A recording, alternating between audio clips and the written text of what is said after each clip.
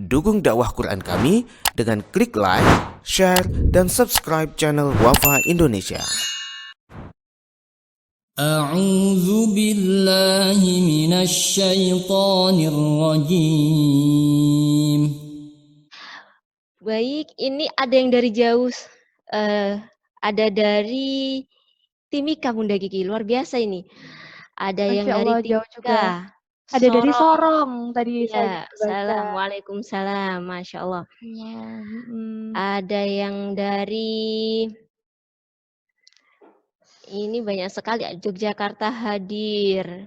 Masya Allah, semoga dimanapun Anda berada, semoga dalam lindungan Allah Subhanahu wa Ta'ala. Amin, Insya Allah. Baik, Ayah Bunda, sebelum kita masuk, sudah sebelum narasumber kita, mungkin ini ada koneksi yang sedikit mengganggu acara kita hari ini, tapi insya Allah kita pastikan dalam waktu yang dekat akan segera tergabung kembali narasumber kita.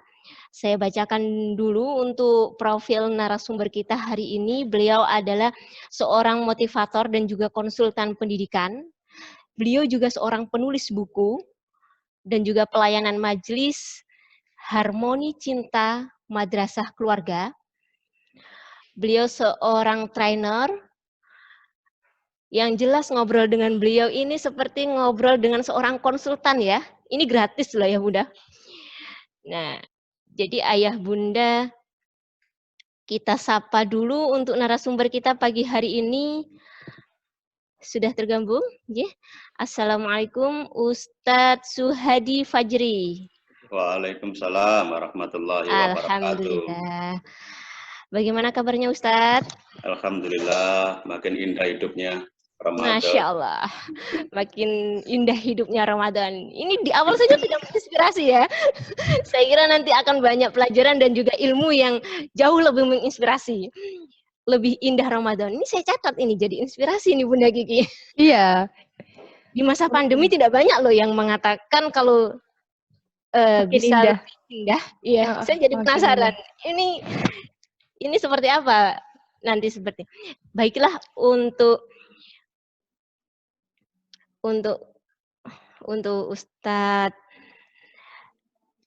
Ustadz Suhadi Fajri, kita akan langsung ke inti acaranya ya Ustadz. Ini saya sampaikan terlebih dahulu bahwa nanti di materi yang akan disampaikan oleh Ustadz Suhadi akan dibagi menjadi 2 sesi, yang mana di setiap akhir sesi kita akan akhiri dengan sebuah diskusi yang jelas nanti akan ada banyak pertanyaan. Akan ada banyak pertanyaan dan juga hal-hal yang mungkin didiskusikan dari para ayah bunda. Kita akhiri dari setiap sesi itu nanti dengan pertanyaan-pertanyaan atau diskusi. Kemudian nanti ini ada 2 sesi. Sesi yang pertama mungkin kurang lebih sekitar 15 menit, begitu pula dengan sesi kedua. Untuk Ustadz Suhadi Fajri, monggo kami persilahkan Ustadz, langsung bisa dimulai untuk materi hari ini. Baik, sebelum dimulai, perlu saya minta izin untuk share screen juga ya. Silakan Yeah. Ustaz. Monggo Ustadz, silakan.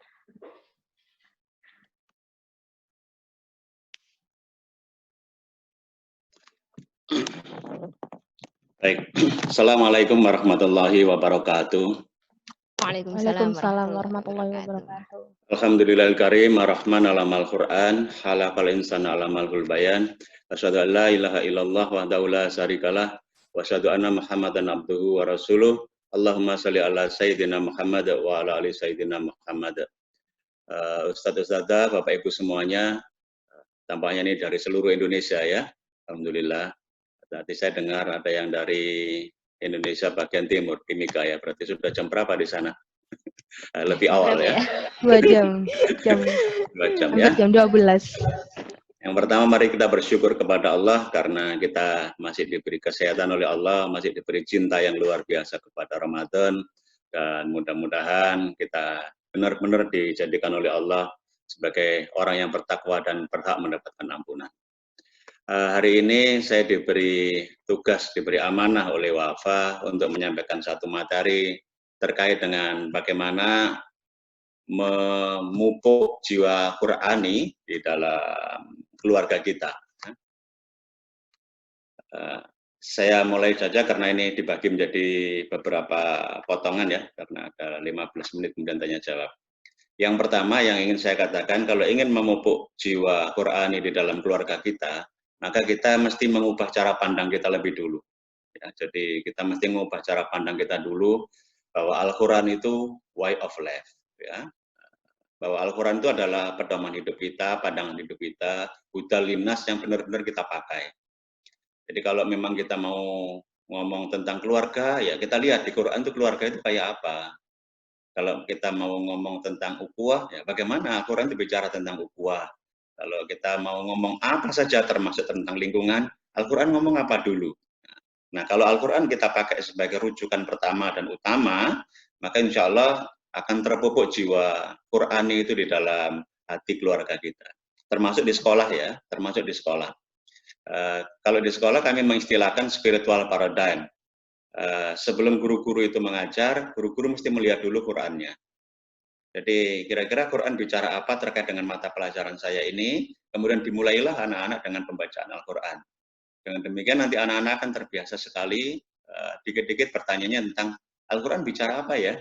Al-Quran bicara apa ya? Nah, dengan cara begitu insya Allah nanti akan terpupuk jiwa Quran itu, sehingga kapasitasnya anak-anak akan meningkat, tidak sekadar lancar membaca Quran, tidak sekadar mentadabbur Quran, tapi menggunakan Al-Quran itu untuk memecahkan persoalan-persoalan hidupnya.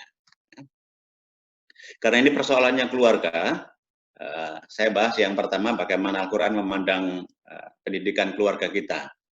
Di dalam surat Luqman, ini lihat dulu, surat Luqman gitu ya, surat Luqman. Kita diajak bicara ya oleh Al-Quran terkait dengan bagaimana mendidik anak-anak. Dan uniknya yang ditampilkan di dalam Al-Quran itu justru adalah suratnya surat Luqman, bukan surat An-Nisa gitu ya. Surat Luqman, surat yang menampakkan kelelakian, surat yang memunculkan keayahan. Nah, berarti ini kalau bagaimana kita memupuknya, ya berarti para ayah perlu diberi ruang yang luas juga untuk mendidik anak-anaknya. Ayah perlu diberi ruang. Nah, selama ini yang dipikirkan adalah seolah-olah ayah itu bagian mencari nafkah, ibu-ibu bagian urusan domestik, dan ibu-ibu bagian ngurus anak-anak. Makanya pada saat situasi wabah seperti ini di mana pembelajaran harus online semuanya, yang paling pusing ibu-ibu, ya sudah harus masak, harus ngurus keluarga, harus ngurus macam-macam. Tetapi urusan anak-anak tetap juga numpuknya ke ibu-ibu. Nah, udah minta kasihan sekali ibu-ibu itu ya. Padahal Al-Quran sudah memberi kabar, Al-Quran sudah memberi kabar bahwa pendidikan-pendidikan itu lebih banyak ayatnya bicaranya adalah ayat keayahan. Ayat keayahan nanti kita baca beberapa ayat keayahan. Yang pertama adalah surat Luqman ya, surat 31 ayat 12 ya. A'udzubillahi minasyaitonirrajim wa laqad ataina Luqmanal hikmata anishkur lillah. Rangkaian pendidikan di dalam Al-Qur'an itu ternyata kalau kita pakai metodenya Luqman dimulai dari sebuah kata yang sangat istimewa, namanya hikmah dan syukur. Tanpa hikmah, tanpa syukur, kita nggak bisa terapkan itu Al-Quran kepada anak-anak. Kita nggak bisa terapkan ajaran keimanan kepada anak-anak. Karena itu langkah pertama, sebagai dasar training saya di berbagai tempat, kajian saya di berbagai tempat, langkah pertama kalau ingin anak-anak kita baik, keluarga kita baik, maka kita harus punya dua hal besar, dua kompetensi hal besar yang harus dimiliki oleh orang tua, baik ayah maupun ibu. Yang pertama bersyukur. Saya bahas yang paling mudah saja karena terlalu lebih sering dibahas. Bersyukur, bersyukurlah punya anak. Bersyukurlah punya anak, ini penting. Ya. Tidak setiap remaja putri itu diberi kesempatan oleh Allah untuk jadi istri. Dan tidak setiap yang sudah jadi istri itu diberi kesempatan oleh Allah untuk jadi ibunda. Karena itu kalau kita sudah punya suami, sudah disebut sebagai ibunda, bersyukur. Ya, bersyukur. Tidak setiap laki-laki diberi kesempatan oleh Allah untuk menjadi suami. Dan tidak setiap yang disebut suami itu diberi kesempatan oleh Allah untuk disebut sebagai ayah. Karena itu kalau status kita sudah jadi suami, sudah jadi ayah, bersyukurlah. Kenapa perlu bersyukur? Supaya kita ini pantas disyukuri anak-anak. Ya, kadang-kadang anak-anak itu juga mengeluh ya pada saat situasi seperti ini. Sumpah ketemu ayahnya, sumpah ketemu ibunya setiap hari, enak ketemu bu guru, ustadzah di sekolah, ya, lebih ramah, lebih baik, ya. Maka kita perlu mensyukuri kehadiran anak-anak dulu ya, karena dengan syukur maka akan terbuka peluang-peluang kita untuk memperbaiki keluarga. Nah, orang itu bisa bersyukur kalau punya hikmah. Makanya hikmah disebut lebih awal sebelum bersyukur. Ya. Hikmah itu menurut Imam Ibnu Katsir ada 3 persoalan yang dibahas. Ya. Yang pertama adalah punya pemahaman, yang kedua punya ilmu, dan yang ketiga tutur katanya baik. Ya, ada 3 persoalan ya dalam bahasan Ibnu Katsir terkait dengan hikmah. Yang satu punya pemahaman. Setiap orang tua mestinya punya pemahaman terhadap tumbuh kembangnya anak-anak. Anak-anakmu itu di level apa?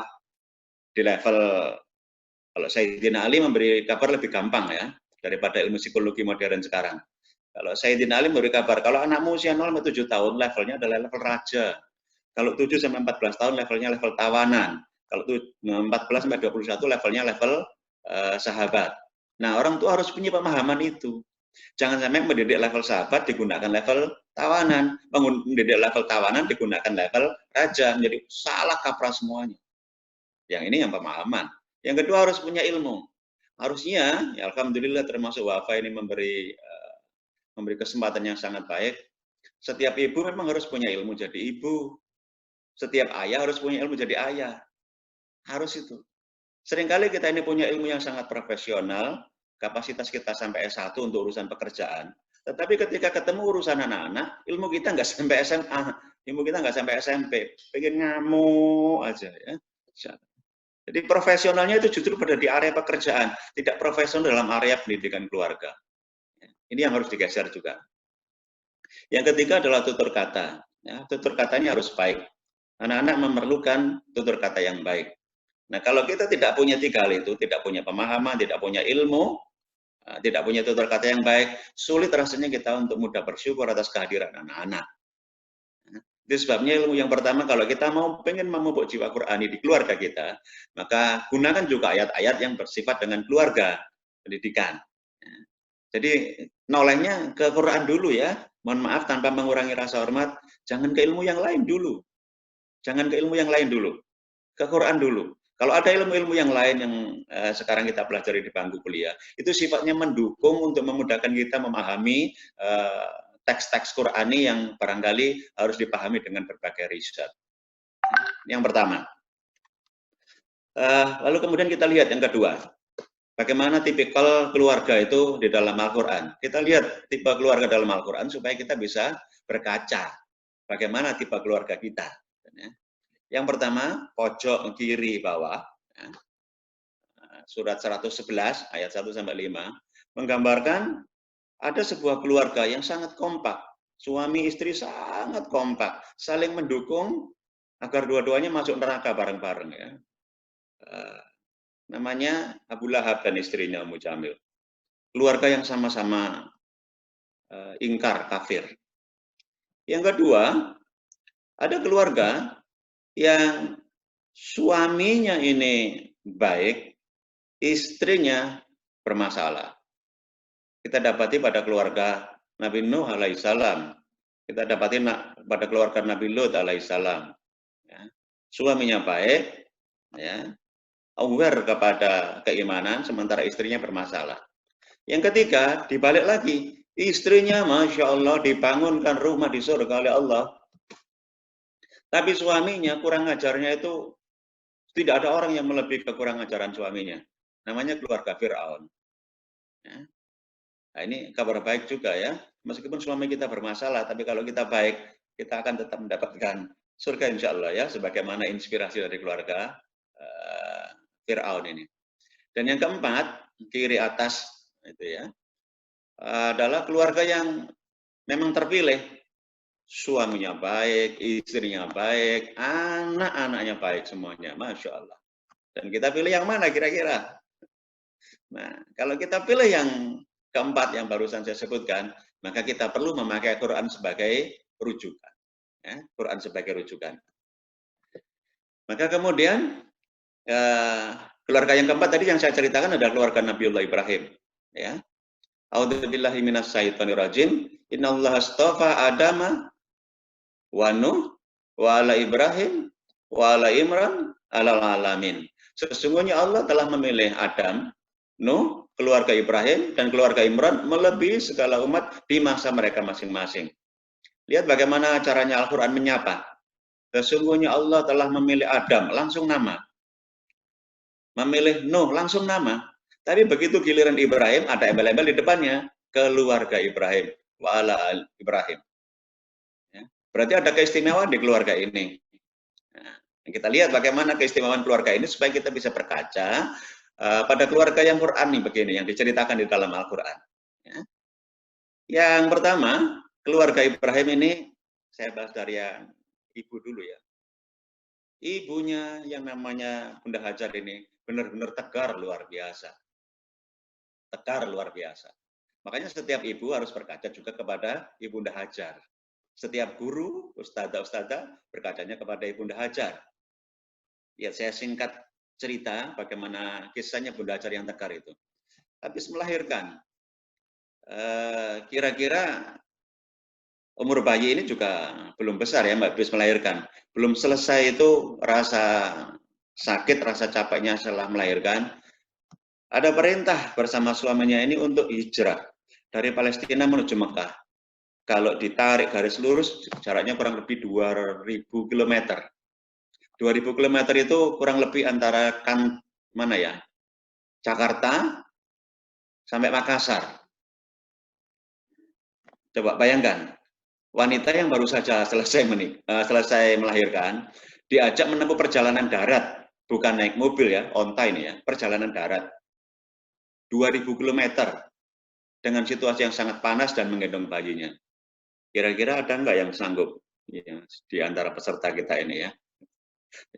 Naudzubillah min dzalik, masya Allah, kita ini kadang-kadang masih terlalu lemah. Ya. Nah, pada saat nyampe di tempat di Mekah ini, ya, tiba-tiba ada ujian cinta yang sangat dahsyat. Ujian cinta yang sangat dahsyat. Apa itu? Tiba-tiba suaminya mendapatkan perintah untuk ditinggal tuh anaknya, suami dan istri dan anaknya. Ditinggal. Makanya kemanusiaan Bunda Hajar muncul dalam sirah itu.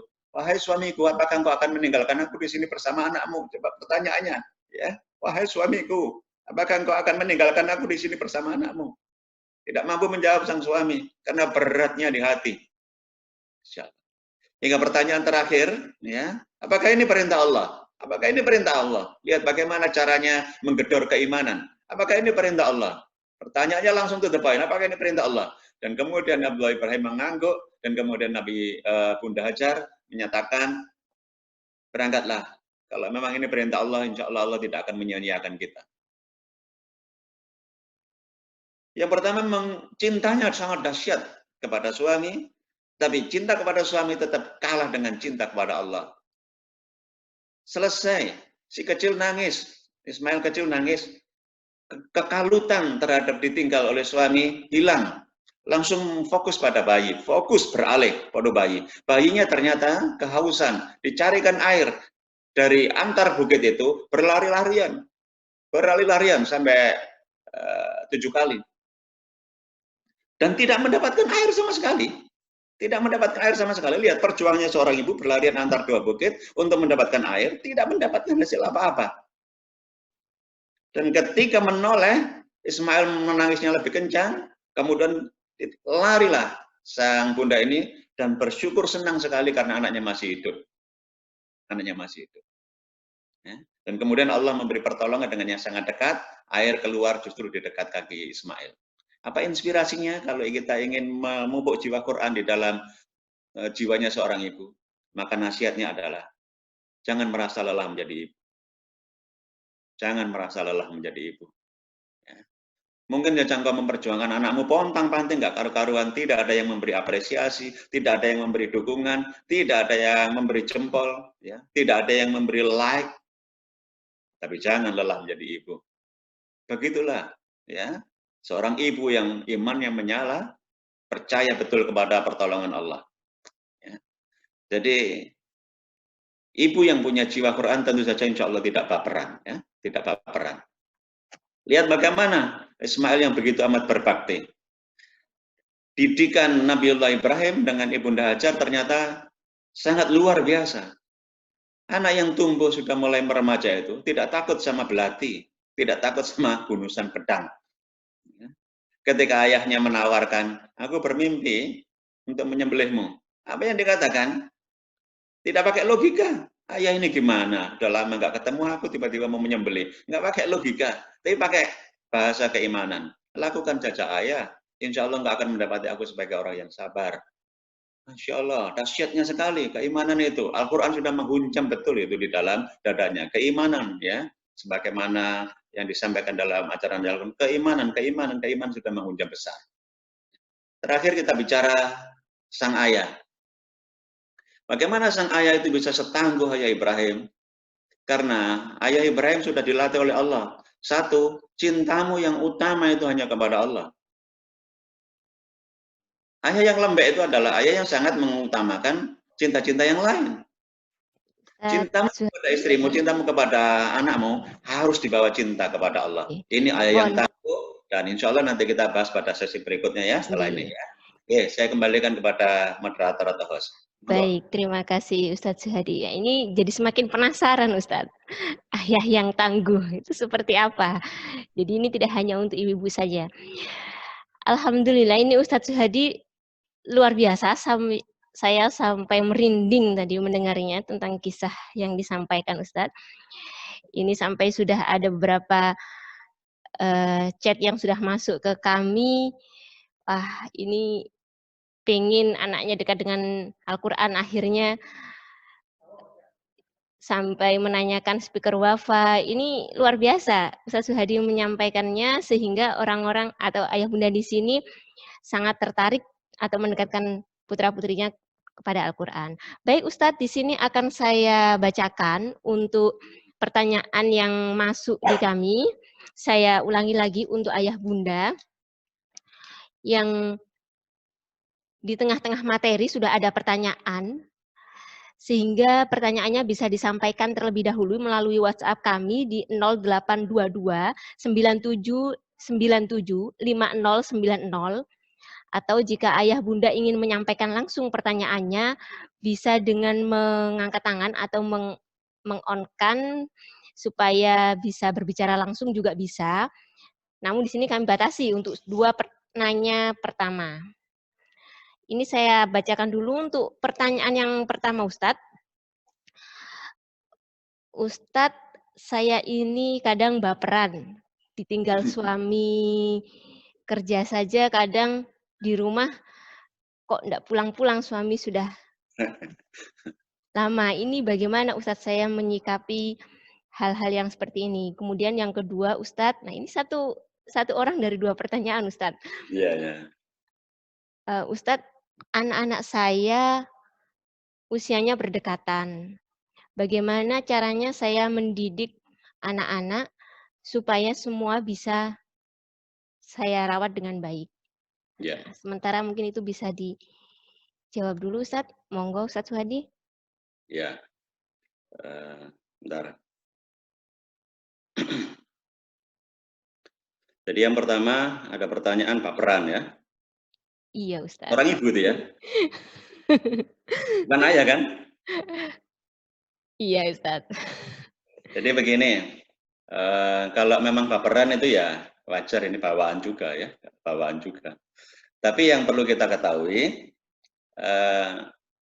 kita ini baper karena terlalu khawatir.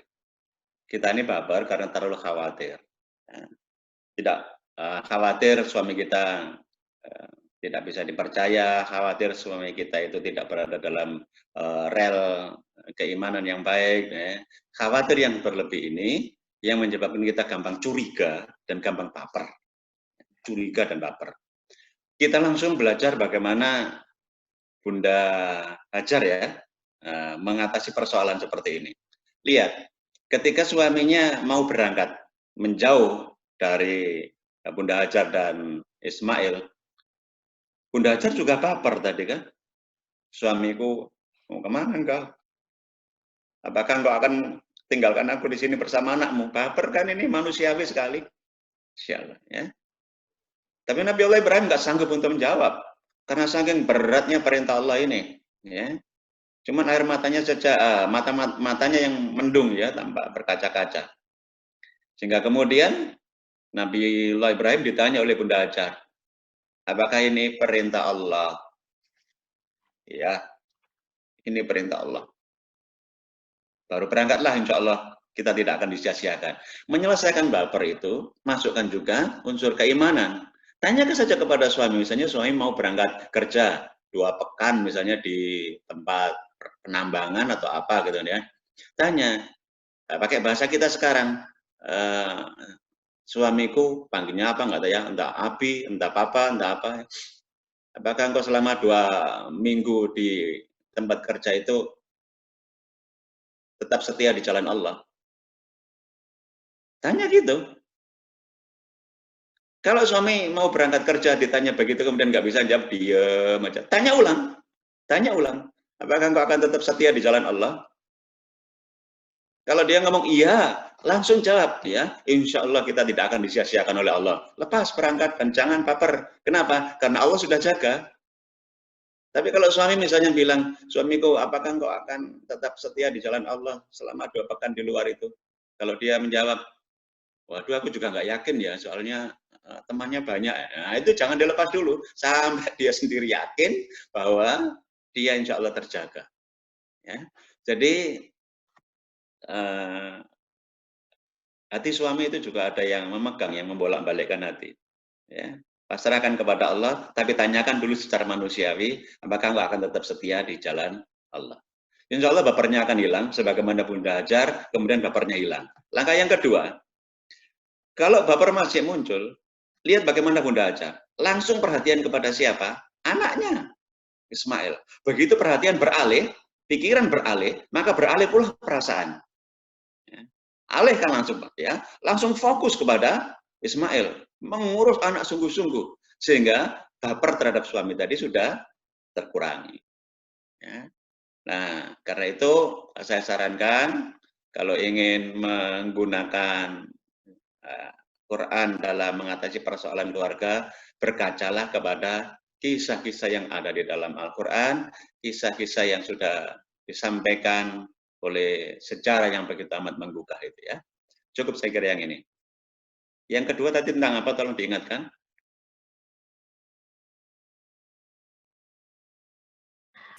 Putra-putrinya jaraknya dekat, Ustadz. Oh Kemudian ya. untuk supaya dapat terdidik dengan baik. Ya alhamdulillah kalau putra-putrinya jaraknya dekat ya, misalnya ya.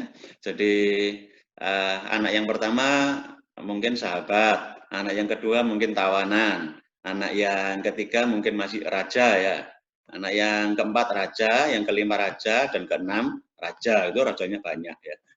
Lalu bagaimana caranya mengurusi anak-anak yang usianya berdekatan seperti ini? Yang dikhawatirkan kan sederhana. Bisa jadi yang terlalu sering dihadapi oleh para ayah, para ibu itu adalah anak-anak yang diperlakukan sebagai tawanan itu cemburu kepada yang raja. Anak-anak yang diperlakukan sebagai tawanan cemburu kepada yang sahabat. Ya. Jangankan orang yang banyak ya, saya sendiri juga pernah dikomplain oleh anak saya pada saat dia sebagai tawanan. Dia melihat kakaknya, ayah itu loh kalau sama kakak kok enak, ya, ngomongnya lembut, nggak pakai ngontrol-ngontrol, nggak nyuruh-nyuruh. Kalau sama aku beda. Nah, dia waktu itu sebagai tawanan ya. Nah, usianya masih rentang 7-14 tahun. Nah, saya dikomplain seperti itu. Sampai kalimatnya begini, ya, yang saya tangkap dalam hati saya itu. Katanya pakar parenting tapi pilih kasih. Waduh.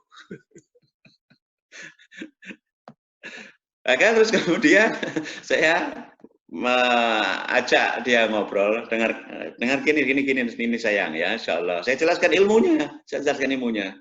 Ayah itu ya diajari oleh agama ini, kalau anaknya usia 0 sampai 7 tahun, suruh memperlakukan sebagai raja. Makanya dulu ketika kamu 0 sampai 7 tahun, bahkan kamu pipis pun ya, dalam gendongannya ayah ya nggak marah. Ya, ketika ayah sholat, kamu kemudian narik-narik sarungnya ayah ya nggak marah. Kenapa? Karena kamu raja. Ya, dan ayah utamakan kamu. Begitu kamu usia 7 sampai 14 tahun, ayah disuruh untuk memperlakukan kamu sebagai tawanan perang, harus tegas ngurusi kamu, nak. Ya, harus tegas. Baru nanti kalau 14 sampai 21 diperlakukan sebagai sahabat. Dia komentar lagi, kalau begitu nanti tahun depan pas aku 14, aku jadi sahabatnya ayah. Yo ya jelas, jadi sahabatnya ayah. Asalkan syaratnya lulus fase tawanan perang. Apa lulus fase tawanan perang? Sudah disiplin, sholat sudah disiplin, belajar sudah disiplin, semuanya sudah mandiri. Sehingga layak menjadi sahabat ayahnya. Nah, itu sebabnya kalau ketemu anak-anak yang protes-protes begitu, tunjukkan ilmunya. Supaya mereka tidak salah paham. Karena seringkali ada anak yang salah paham. Dadanya mama dan dadanya papa, Abi dan Umi itu penuh cinta. Tapi anak-anak menganggap itu bukan cinta. Kenapa? Karena tidak ada komunikasi. Kenapa tidak ada komunikasi? Karena orang tuanya tidak punya hikmah. Hikmah salah satu di antaranya ketiga itu adalah bunyinya adalah tutur kata yang baik. Misalnya, ya. Begitu ilmunya. Matur nuwun. Oke, terima kasih Ustadz Zadi. Jadi ini Bunda Hamidah, banyak pertanyaan yang masuk. Jadi boleh saya bacakan satu ya, Bunda Hamidah, Ustadz Zadi. Monggo. Baik, ya. Bunda Kiki satu saja ya, karena waktu kita terbatas. Ya, oke. Ya Allah, ini banyak sekali yang masuk. Saya bacakan satu ya, Bunda. Bagaimana cara memupukkan pada jiwa anak remaja agar lebih mencintai Al-Quran dan menjadikan Al-Quran tuntunan dalam kehidupannya? Masya Allah, pertanyaan yang sangat luar biasa. Alhamdulillah. Ada konsepsi yang bermasalah yang terjadi pada berbagai pendidikan kita. Ada anak yang ketika SD dipaksa betul belajar membaca Al-Quran ya, dengan berbagai cara termasuk hafalannya, termasuk kadang-kadang di pondok-pondok. Tapi begitu keluar dari pondok, dia tidak punya kebiasaan itu lagi. Ada fenomena yang seperti ini. Ya. Kadang-kadang libur dari pondok, libur pula baca Quran. Ya. Ada fenomena yang seperti ini ya. Padahal di pondok, oh sudah, Masya Allah, dibina dengan sebaik-baiknya. Ada satu yang lepas. Ya. Saya mengingatkan kepada siapa saja yang mengajar Al-Quran, termasuk mengurusi sekolah, termasuk menjadi orang tua. Hal pertama yang harus dibangun supaya anak-anak itu terpupuk jiwa Qurannya, terpupuk keimanannya, bukan hanya Qurannya, keimanannya, kebaikannya, kesalehannya itu adalah, langkah pertama itu adalah bikin anak-anak itu cinta sama Rasulullah. Langkah pertama, bikinlah anak-anak itu cinta sama Rasulullah. Dengan berbagai seni pendidikan yang penjenengan punya, bikinlah anak-anak itu betul-betul mencintai Rasulullah sampai dia mengatakan, Rasulullah is my hero. Rasulullah is my hero. Rasulullah itu pahlawanku. Ini kalau Rasulullah sudah pahlawannya, Rasulullah sudah idolanya, maka akan jadi mudah untuk diajak untuk berdekat-dekat dengan Al-Quran. Nah, yang jadi masalah itu kadang-kadang anak-anak tetap belajar Al-Quran, tapi yang diidolakan adalah Upin Ipin, yang diidolakan masih Marsa, yang diidolakan masih. Sehingga jadi masalah, ya. Dibangun dirontokkan gitu. Tapi kalau yang diawali itu dengan cinta sama Rasulullah, sehingga anak itu betul-betul mencintai Rasulullah, diajari sholat jadi lebih mudah, diajari berdekat-dekat sama Al-Quran jadi lebih mudah, diajak menggunakan hidupnya dengan berpanduan pada Al-Quran itu lebih mudah daripada mereka-mereka yang tidak punya idola Rasulullah. Lihatlah di lingkungan orang-orang dewasa, ada orang yang hafalan Qurannya banyak, tapi cara berpikirnya tidak Qurani. Kenapa? Karena idolanya bermasalah. Idolanya kok presiden luar negeri gitu ya, idolanya kok tokoh-tokoh yang tidak dijamin masuk surga. Maka resep yang sederhananya, mudah-mudahan saya juga bisa istiqomah melakukannya. Pastikan anak-anak itu punya idola yang idola itu sudah dijamin oleh Allah masuk surga. Dijamin oleh Allah masuk surga. Sehingga nanti anak-anak itu akan meniru jejak hidupnya. Dan dorong anak-anak untuk tidak mudah kagum kepada tokoh-tokoh yang masih hidup. Termasuk kepada para ustadz. Enggak harus. Ya. Karena ustadz itu kalau diidolai, begitu nanti ustadz itu punya masalah kemanusiaan, ya, terbentur masalah, maka kita akan menjadi tidak mengaguminya lagi. Nah, contoh sederhana ya, mohon maaf ini hanya sekedar guyonan kecil. Dulu ada ibu-ibu itu yang suka pada salah satu kiai yang sangat concern bicara tentang manajemen kolbu, ya. Idolanya luar biasa. Tapi begitu sang kiai ini poligami, rontok itu ya, kesetiaan terhadap mengidolakan kepada sang kiai itu. Karena itu bikin idolanya anak-anak adalah siapa? Rasulullah. Insya Allah dengan cara begitu anak-anak akan lebih mudah untuk digeret dalam kesalehan-kesalehan termasuk mendekat kepada Al-Quran. Allah alam salah. Begitu.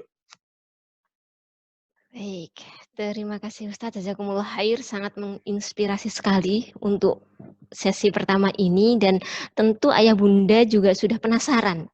Ini kelanjutan dari ayah yang tangguh.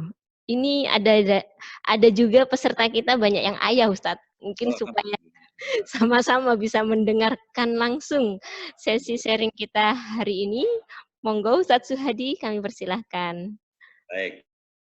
Saya lanjutkan ya, bagaimana setangguh ayah Ibrahim. Ayah Ibrahim itu memang mendapatkan ujian yang luar biasa, karena posisinya ayah Ibrahim adalah menjadi kekasihnya Allah, maka ujiannya juga ujian kekasih, ujian cinta. Ya. Lihat bagaimana Allah memberi ujian.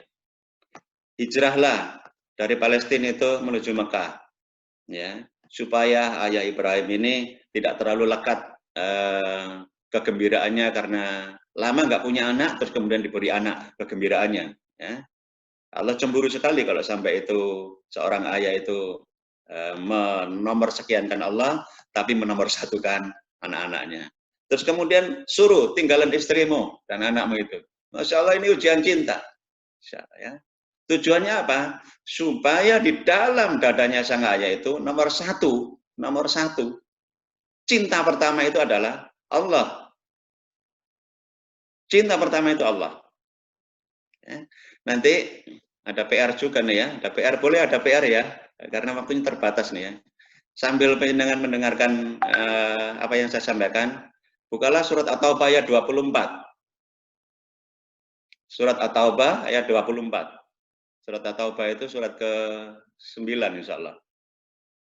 Di situ dijelaskan tentang urut-urutan mencintai, urut-urutan cinta. Ya, laki-laki yang tangguh itu adalah laki-laki yang bisa menempatkan cinta itu pada porsinya. Dalam surat At-Taubah itu dibahas dengan sangat detail ya. Saya ceritakan sekilas. Langsung to the point, simak. Bagi yang sudah menemukan suratnya juga bisa disimak di situ ya. Bismillah. Katakanlah jika bapak-bapak, lihat nomor 1 disebut oleh Al-Quran adalah bapak-bapak. Anak-anakmu, saudara-saudaramu, istrimu, kaum keluargamu, harta kekayaan, 6, yang kamu usahakan, perniagaan yang kamu khawatir kerugiannya, tempat tinggal yang kamu sukai, jika 8 yang disebutkan di awal itu, lebih kamu sukai, lebih kamu cintai daripada Allah, Rasulullah, dan jihad di jalannya. Lihat ada perbandingan, 8 dan 3. Jika yang 8 disebutkan di awal itu lebih kamu cintai daripada yang 3, Allah, Rasulullah, dan jihad di jalannya, maka tunggulah sampai Allah mendatangkan keputusannya. Maka itulah urutan cinta yang benar. Nomor 1 Allah, Rasulullah, jihad di jalannya, baru yang lain-lain. Karena itu para ayah, para bunda, jangan mudah ya terpesona dengan lagu-lagu kau segalanya bagiku, itu menyesatkan, bermasalah itu ya. Kecuali kalau itu ditujukan kepada Allah. Ya. Jadi hati-hati dengan konsep seperti ini. Cinta harus tertata. Maka saya menyebut ayah Ibrahim itu tangguh sekali cintanya.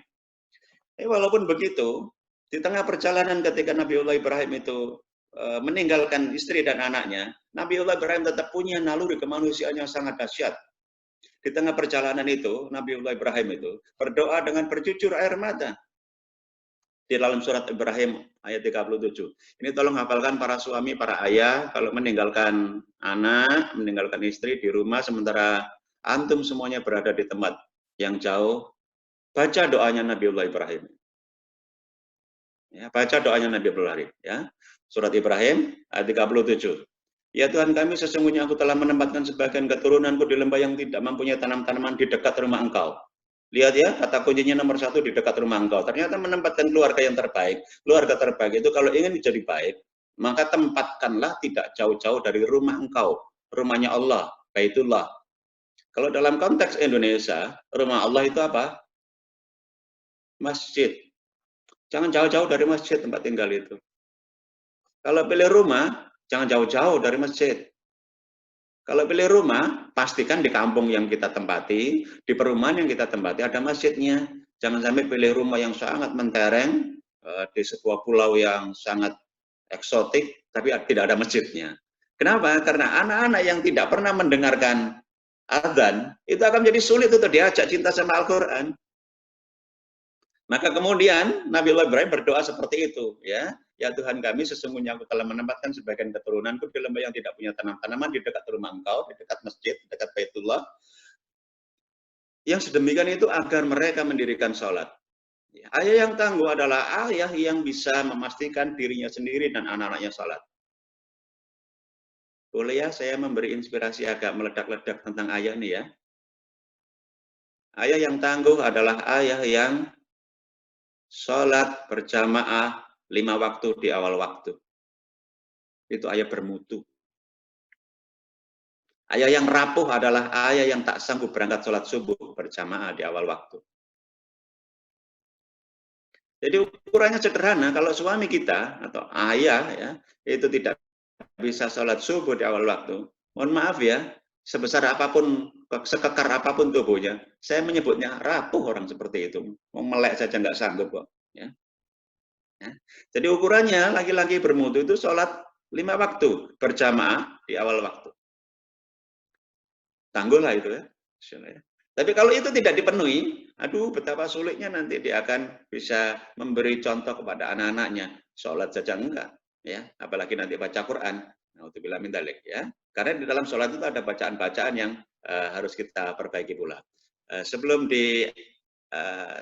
kepada host, saya mengingatkan di dalam surat Al-Hadid 20 itu ada nasihat untuk kita semuanya ayah dan ibu. A'udzubillahi minasyaitonirrajim. Ini di ayat paling bawah ya. Wa mal hayatud dunya illa mataul ghurur. Dunia itu tidak lain adalah kesenangan yang menipu. Dunia itu tidak lain adalah kesenangan yang menipu. Maka berhati-hatilah ya. Kalau anak-anak kita sekolah, tapi sekolahnya tidak makin membuat anak-anak cinta Quran, tidak makin membuat anak-anak itu bertakwa kepada Allah, saya sebutkan terang benderang, ya, dia buang-buang waktu. Ya bahasa kasarnya tertipu. Ya. Kalau pekerjaan kita itu membuat kita itu tidak makin berdekat-dekat kepada Allah, pekerjaan yang kita miliki yang gajinya sangat besar, tidak mampu kita membuat kita ini dekat kepada Allah, kita sedang tertipu dengan sebuah kenikmatan dunia namanya pekerjaan. Ya, kerja gajinya banyak tapi nggak sempat pegang Quran, tertipu kita itu. Ya. Nah supaya tidak tertipu, maka bawalah Al-Quran itu, bawalah keimanan ini, bawalah Islam ini di dalam seluruh aspek kehidupan kita. Bahasa sederhananya, kalau para ustadz-ustadz itu begini, jangan kau tinggalkan segala-galanya untuk dakwah. Jangan kau tinggalkan segala-galanya untuk dakwah. Tapi bawalah segala-galanya ke medan dakwah. Bawalah segala-galanya ke medan dakwah. Termasuk pekerjaan kita, keluarga kita, dan sebagainya. Bawalah segala-galanya ini ke medan dakwah. Yang sedemikian itu, insya Allah kita akan menjadi keluarga yang tangguh. Tentu saja ini ikhtiar ya, ini ikhtiar. Mudah-mudahan Allah ridho dan kemudian Allah tolong kita menjadi keluarga yang benar-benar punya harmoni cinta madrasah keluarga. Ya. Cukup sesi ini, barangkali monggo dibuka tanya jawab sebentar. Alhamdulillah. Ilmunya ini daging semua Ustadz. Luar biasa.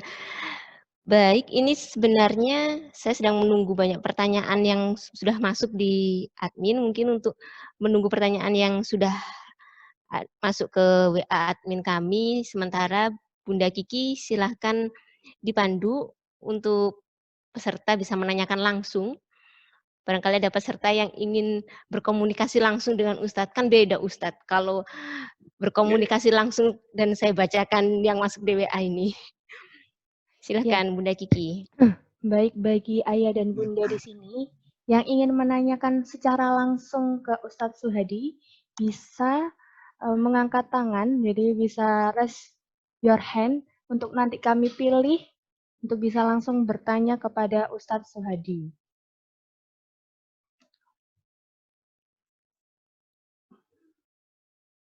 Monggo, belum ada ya? Bisa raise your hand.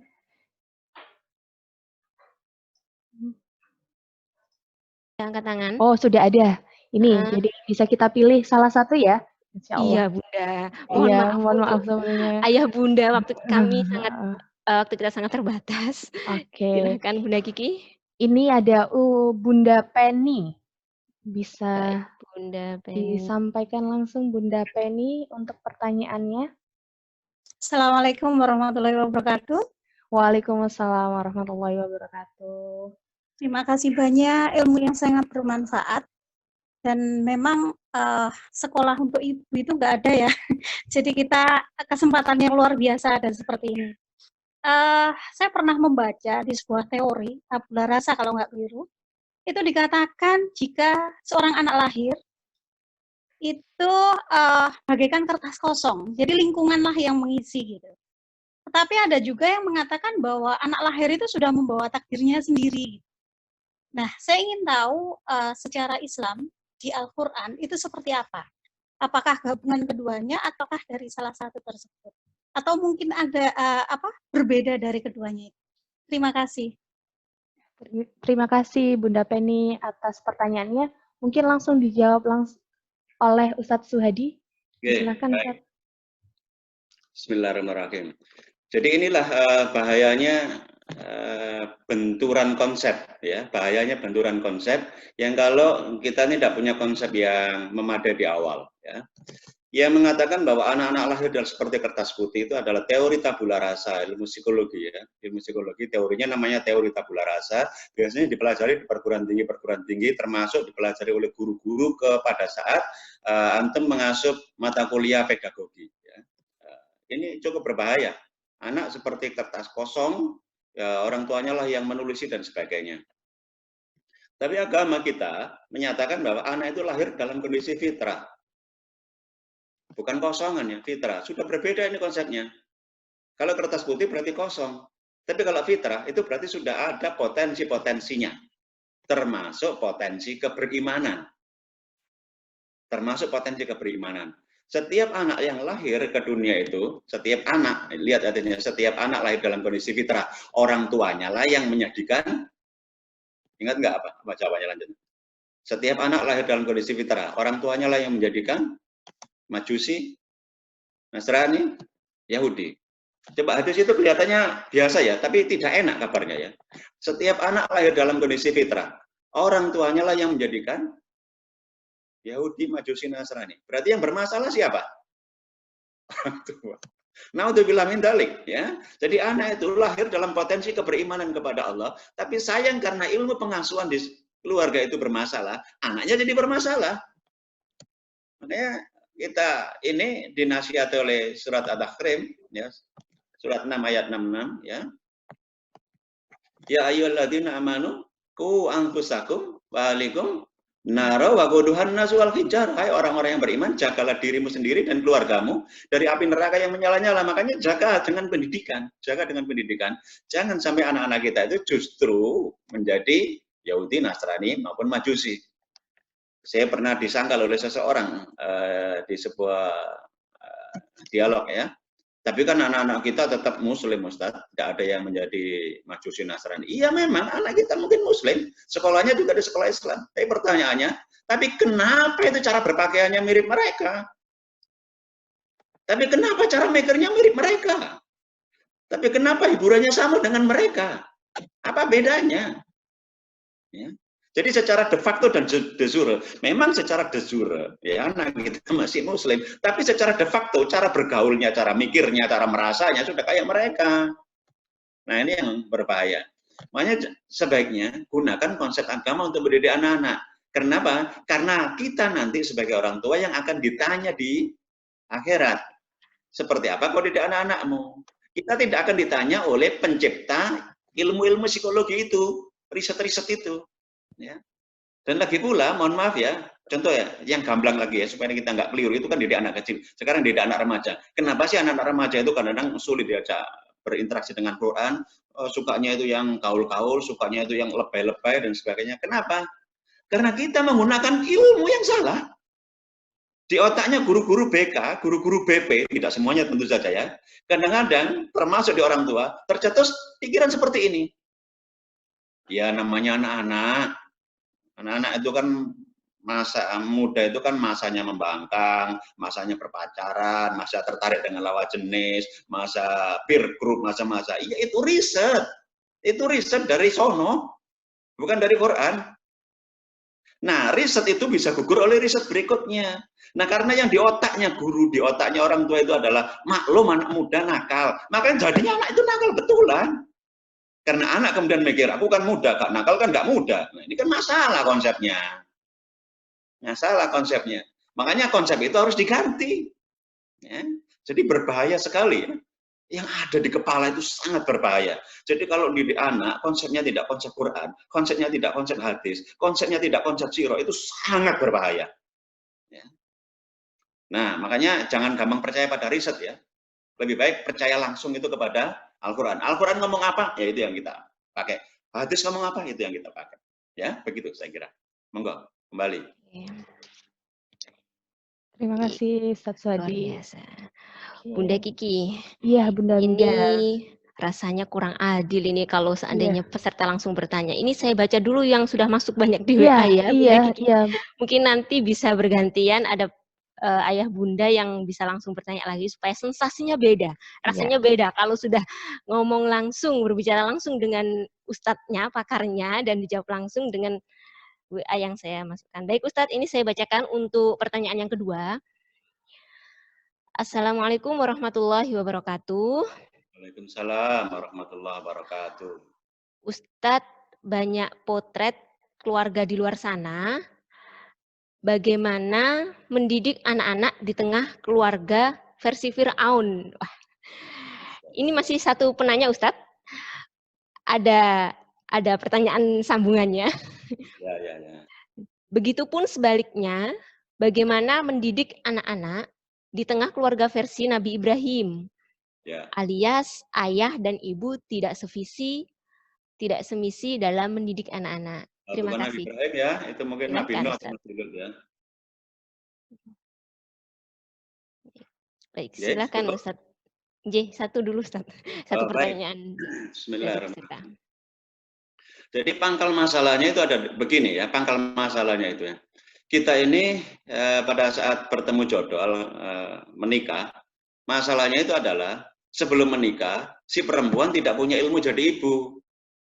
Si laki-laki tidak punya ilmu jadi ayah. Itu pangkal masalahnya.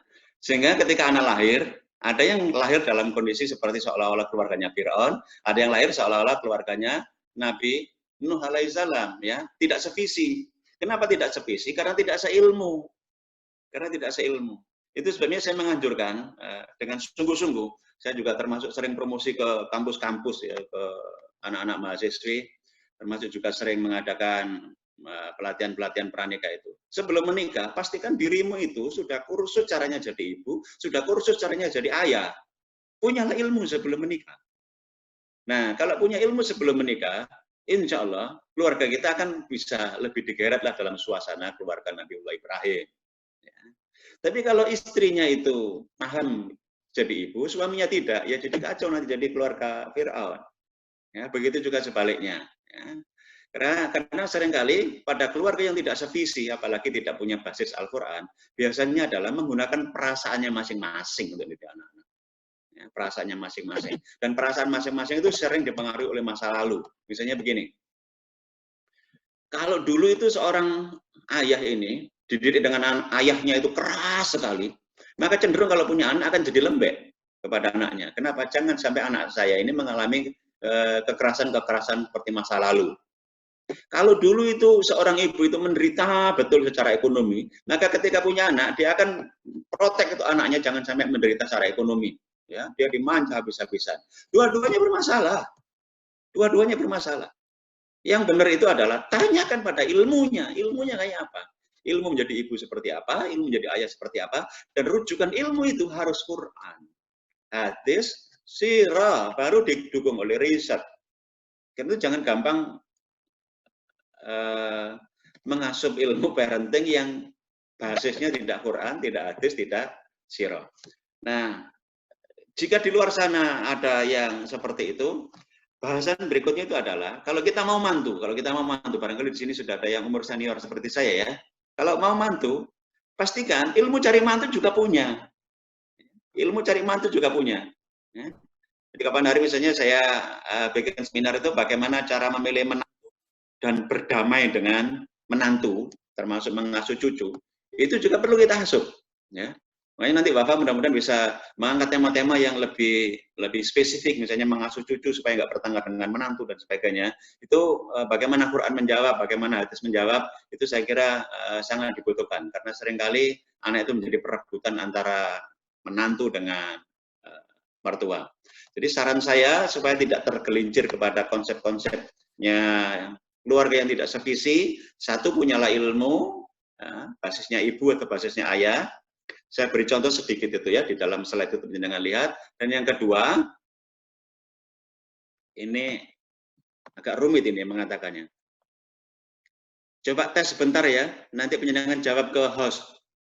Siapa di antara antum semuanya yang mengikuti kajian ini, yang sudah punya kurikulum keluarga? Silakan nanti disurvei sebentar. Ya. Yang tidak punya kurikulum keluarga biasanya akan bermasalah keluarganya. Sekolah yang tidak punya kurikulum pasti kacau sekolah itu. Keluarga yang tidak punya kurikulum pasti kacau pula. Silakan survei. Ya. Maka betapa pentingnya kalau ingin keluarga itu menjadi baik, kita pun mampu menyusun kurikulum keluarga. Ya. Ibu al-ummu madrasatul ula, ibu adalah madrasahnya, dan ayah sebagai kepala madrasahnya. Lihat jabatan kepala sekolah ya, ayah ini kepala sekolah loh ya. Ibu itu madrasahnya, jangan main-main. Madrasah harus berilmu, kepala sekolah apalagi ya. Makanya kalau ada madrasah bermasalah, biasanya kepala sekolahnya bermasalah. Ya, biasanya saja. Pun cukup. Enggak. Oke, baik. Oke, Saya ya jadi terima, tersentil ini. terima kasih mungkin Ustadz Suhadi atas jawabannya. Nah, ini Bunda Hamidah, ternyata partisipan kita, peserta kita ya Bunda, ini sepertinya yang mau tanya langsung ke Ustadz Suhadi. Ini Iya, ada beberapa. Kita kasih satu kesempatan ya Bunda ya. baik. Di Oke, sini saya banyak masuk pertanyaan, di sini juga banyak yang ya ingin Masya berkomunikasi dengan Allah. Ustadz. Ini kesempatan yang tidak selalu hadir, jadi Gitu ya. baiklah, Bunda Kiki, silahkan Bunda Kiki. Oke, ini mungkin Bunda Sri Lestari bisa menyampaikan pertanyaannya Bunda.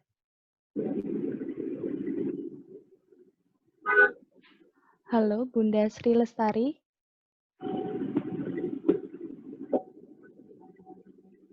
Halo. Oh.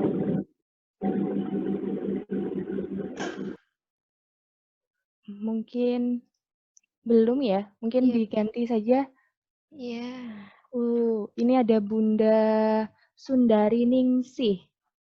Dari Ningsih. Assalamualaikum Bunda Sundari Ningsih.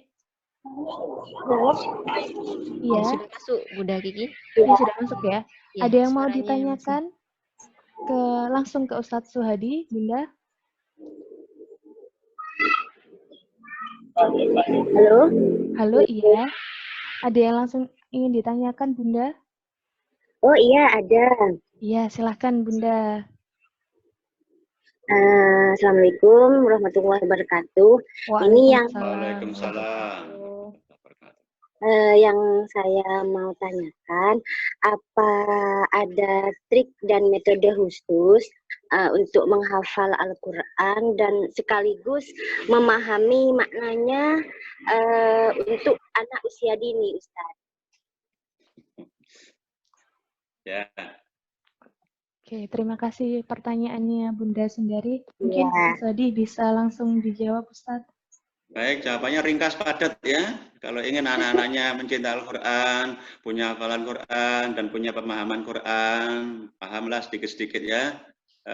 Yang setia ikut wafa, ya. Yang setia ikut wafa. Gitu.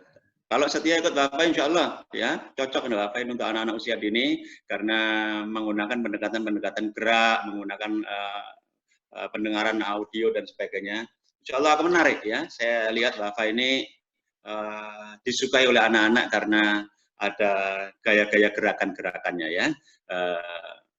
Tapi saya tidak akan menafikan metode-metode yang lain ya, ada banyak metode. Tapi kali ini saya merekomendasikan yang setia pada wafa ya, insyaallah. Baik, kembali kepada narasumber host. Terima kasih Ustadz Suhadi atas jawabannya. Baik, Bunda Hamidah, mau membacakan pertanyaan dari WA lagi? Iya, Bunda Kiki. Ini supaya adil ya, karena Ayah Bunda sudah menyampaikan pertanyaannya melalui WA di admin Wafa Indonesia. Saya bacakan untuk pertanyaan berikutnya, Ustadz. Assalamualaikum, Ustadz. Bagaimana Assalamualaikum warahmatullahi wabarakatuh. Ustadz, saya mau nanya bagaimana cara menjelaskan kepada anak-anak yang memiliki kelebihan berbeda-beda dan menimbulkan rendah diri karena merasa nggak sepandai kakaknya. Dari Bondowoso ini pertanyaannya Ustadz. Monggo Ustadz Jauh Suhadi. ya, Bondowoso. Bau-bau tape ini ya. Baik.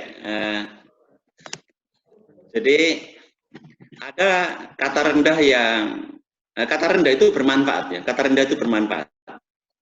Jangan mengatakan rendah diri itu tidak bermanfaat ya. Rendah diri itu bermanfaat sekali. Rendah diri itu bermanfaat sekali. Jadi merasa tidak berdaya, merasa tidak punya kemampuan, merasa tidak baik, rendah diri itu sikap yang baik. Benar, itu sikap yang baik dan sangat dibutuhkan. Dibutuhkan pada saat apa? Dibutuhkan pada saat berdoa kepada Allah. Jadi kalau berdoa pakai rendah diri. Tapi kalau berkomunikasi dengan orang lain pakai rendah hati. Ya, nggak sombong, nggak congkak, ya. Jadi rendah diri dan rendah hati itu sama-sama baik, hanya pemanfaatannya berbeda. Kalau rendah diri, lihat bagaimana doanya Nabi Yunus. La ilaha illa anta. Tidak ada Tuhan selain kau. Ya. Subhanaka maha suci engkau. Inni kuntu minadz zalimin. Sesungguhnya aku ini adalah hambamu yang zalim. Itu rendah diri. Lihat bagaimana doanya Nabi Adam alaihissalam. Rabbana zalamna anfusana dan seterusnya itu. Bagaimana Nabi Adam merasa hina, rendah diri. Rendah diri itu penting. Ya. Makanya tinggal sampaikan saja kepada anak-anak. Kalau anak-anak punya rendah diri, ya, itu bukan sifat yang jelek ya. Hanya pemanfaatannya yang tidak tepat ya. Nah, kalau rendah diri begini cocoknya dipakai pada saat berdoa ya sayang ya. Karena Allah yang maha tinggi, Allah yang maha segala-galanya dan kita tidak punya kekuasaan apa-apa. Tapi pada saat kamu ngomong sama kakak, ngomong sama adik, sama ngomong teman, pakai kata rendah hati. Iya, rendah hati. Oke ya, clear ya? Baik, saya kira cukup itu ya.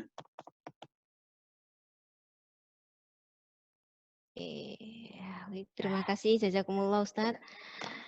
Sebelumnya saya mohon maaf dulu kepada ayah bunda peserta online Quran Parenting yang diadakan oleh Wafa Indonesia pada hari Kamis 9 Mei 2020 hari ini.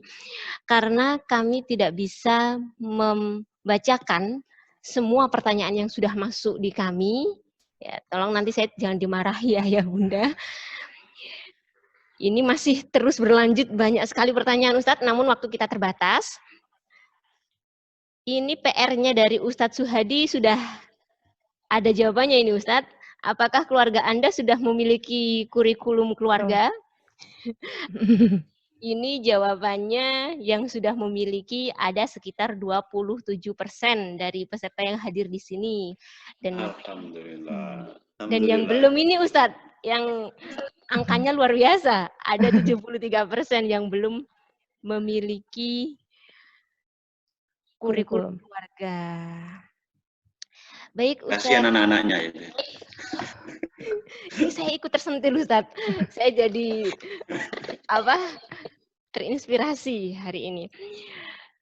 Baik, ayah bunda yang dirahmati oleh Allah Subhanahu wa taala, kita tiba pada akhir sesi dari sesi tanya jawab atau diskusi di sesi kedua ini dari materi yang disampaikan oleh Ustadz Suhadi Fajri yang memiliki majelis taklim, majelis keluarga, majelis parenting. Beliau adalah seorang motivator dan juga penulis buku. Kiprahnya luar biasa sejak tahun 2000-an ya Ustadz. Ustadz, halo? Sudah sejak dari tahun 2000-an ya Ustadz? Halo ya, saya menyimaknya. Sudah dari tahun 2000-an, betul saya Ustadz? Sudah dari Betul, tahun 2000-an. tapi yang seperti Ustadz Suhadi ini luar biasa. Kemudian untuk sesi akhir ini kami minta ada semacam pesan akhir dari Ustadz Suhadi untuk peserta atau ayah bunda yang hadir di sini, Ustadz.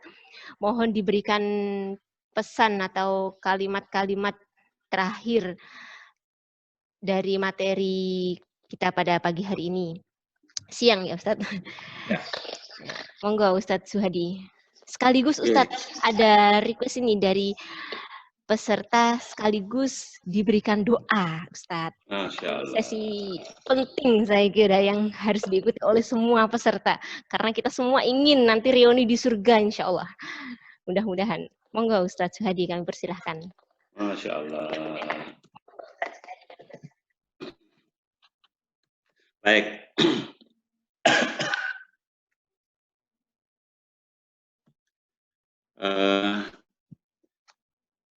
Pesan saya untuk semuanya, terlebih untuk diri saya sendiri, supaya hati ini makin terjaga. Sungguh bahwa menjadi ayah dan bunda itu adalah gelar mempesona.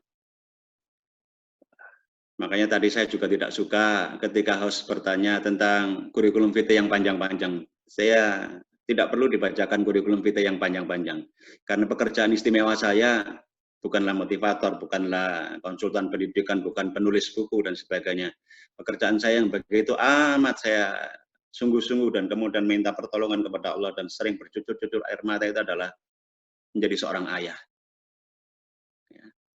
Jadi ayah dan bunda itu adalah gelar mempesona, profesi istimewa, dan hanya pantas dijalani oleh pria dan wanita istimewa.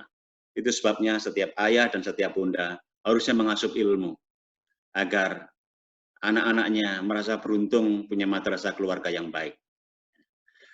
Ayah dan bunda mestinya juga sering-sering bersyukur atas kelahiran anak-anak, supaya anak-anak juga merasa pantas bersyukur punya ayah dan punya bunda seperti kita ini.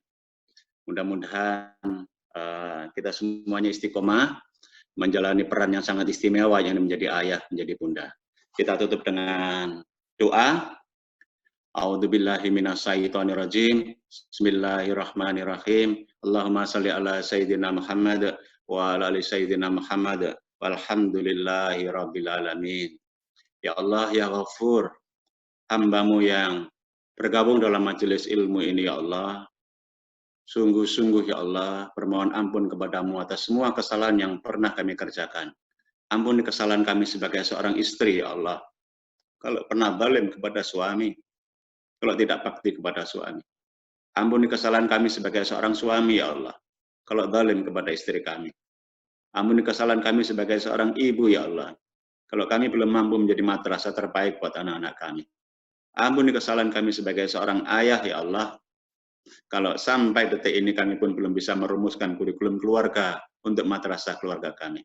Ampuni kesalahan-kesalahan kami ya Allah. Ampuni kesalahan-kesalahan kami. Jangan Engkau hukum kami ya Allah, karena kesalahan-kesalahan kami yang kami tidak tahu, kami tidak sengaja dan kami tidak mampu.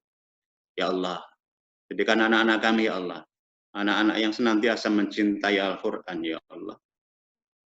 Terlebih jadikan dulu ya Allah diri kami ayah dan bundanya, jadi ayah dan bunda yang mencintai Al-Quran. Sehingga nanti kami bersama anak-anak kami akan terus-menerus bergelut memecahkan persoalan kehidupan ini dengan Al-Quran ya Allah. Jangan Kau jauhkan, jangan Kau palingkan hati dan wajah kami dari Al-Quran ya Allah. Karena sesungguhnya kami meminta ihdinas siratal mustaqim. Ihdinas siratal mustaqim. Tunjukilah kami jalan yang lurus ya Allah. Tunjukilah kami jalan yang lurus ya Allah. Tunjukilah kami jalan yang lurus ya Allah. Sehingga kami nanti bisa kembali sekeluarga ke surga-Mu ya Allah. Ke surga-Mu sekeluarga ya Allah. Rabbana zalamna anfusana wa illam taghfir lana wa tarhamna lanakunanna minal khasirin.